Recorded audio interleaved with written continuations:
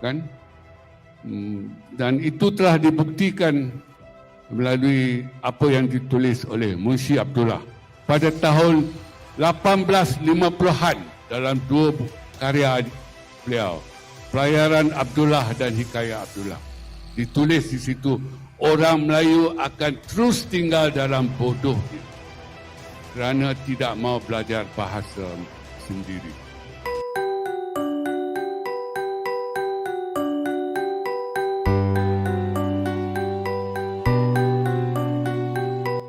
Bahasa Indonesia. Ya, karena bahasa Indonesia lah yang mempersatukan kita. Tanpa bahasa Indonesia, Indonesia belum bisa sebesar dan seluas sekarang. Mari kita bahas kekuatan dari bahasa Indonesia.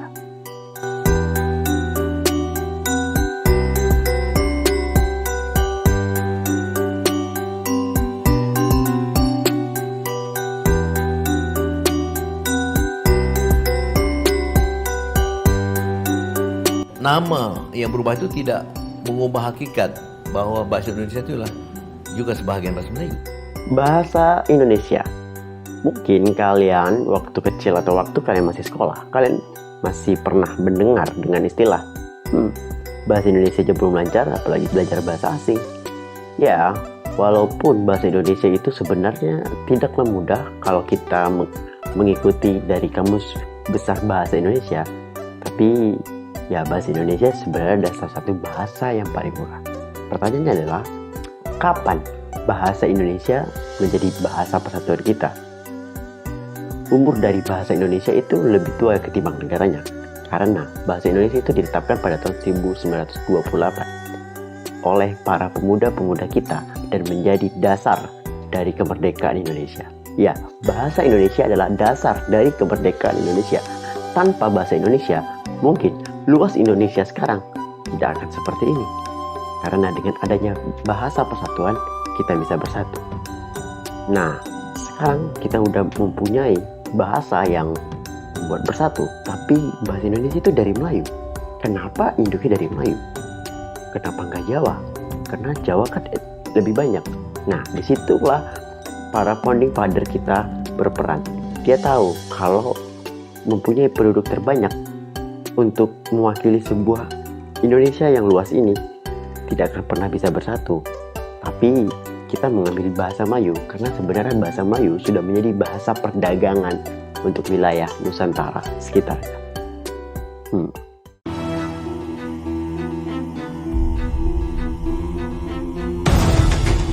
Aku bukan orang asli Indonesia, aku dari Malaysia. Tapi aku punya teman-teman sih dari sana. Kayaknya aku bisa bicara bahasa Indonesia dikit-dikit. Langsung kalau aku di live streaming gitu. Kalau aku ngobrolnya bahasa Indonesia, orang Malaysia nanyain aku, ngapain aku nggak bicara bahasa Malaysia? Meskipun aku dari Malaysia. Tapi kalau aku bicara bahasa Inggris, nggak ada yang tanya. Apa bedanya? Dua-duanya bahasa lain. Kita tetangga. Gak usah berantem gitu, damai aja. Ya. Dengan bahasa Indonesia, sekarang Indonesia sedang melakukan invasi ke dunia. Ya, mungkin kita suka risau, suka klaim bahwa ya kita menjadi negara konsumen. Budaya asing malah terkenal di Indonesia. Hal-hal lain malah yang dari luar jauh lebih berharga daripada yang di dalam negeri. Tapi sadarkah kita kalau sebenarnya bahasa Indonesia sedang menginvasi dunia? Sudah banyak para pelajar dan juga para pecinta pendidikan bahasa itu lebih memilih menggunakan bahasa Indonesia. Alasannya kenapa? Satu, karena bahasa Indonesia itu terkenal dengan bahasa yang simple, bahasa yang murah dan juga gampang dipelajari.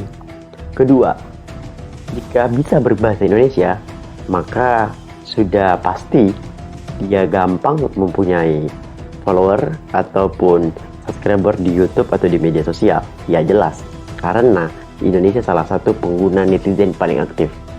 Bahaya ini bisa diterang. Dan ya itu juga sih, ketika ada bule yang bisa bahasa Indonesia membuat konten YouTube, gampang, jauh lebih terkenal, jauh lebih cepat terkenal daripada ya aku sih. Tapi ya udahlah.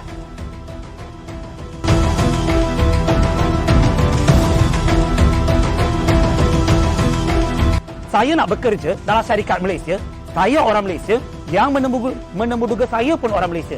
Tapi ditanya soalan dalam bahasa Inggeris. Apa tujuannya? Mungkin ramai belakangan ini bahwa bahasa Melayu tidak begitu dihargai di Malaysia. Ya, kita lihat bahwa di Malaysia itu lebih banyak menggunakan bahasa Inggris. Ataupun ya campur ya. Ya, kayak kalau dialeknya agak beda-beda ya, terbalik-terbalik seperti Inggris juga. Dan itu membuat resahnya para tetua-tetua di Malaysia yang mengira kalau mungkin saja bahasa Melayu itu punah. Namun anehnya, mereka sempat mendaftarkan bahasa Melayu sebagai bahasa kedua dari ASEAN. Negaranya aja belum menguasai bahasa malah udah daftarin bahasa Melayu. Ya, walau sebenarnya induk dari bahasa Indonesia itu ya bahasa Melayu ya, seperti yang udah dibilangin tadi. Tapi ya penuturnya bahasa Melayu dan bahasa Indonesia itu benar-benar udah beda banget. Dan juga udah mulai ada jurang yang ya kalau dibandingkan atau kita ngomong berdua itu memang terasa tuh mungkin perselisihan atau apa ya, kayak arti bahasa yang berbeda dari antara kedua negara ini.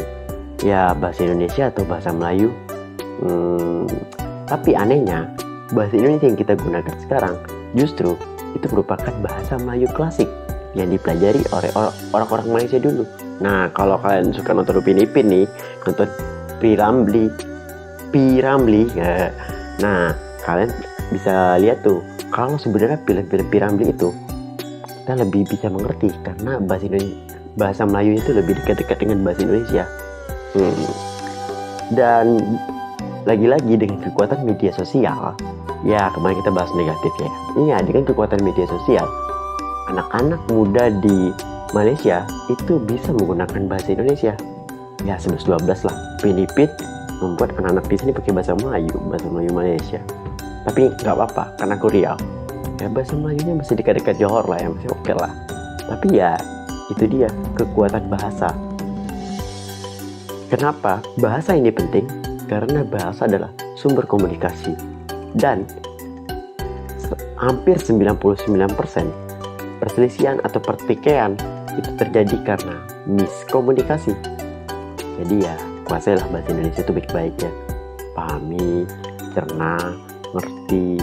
Ya supaya kurang-kurang lah perselisihan. Selanjutnya bahasa apa ya? Politik.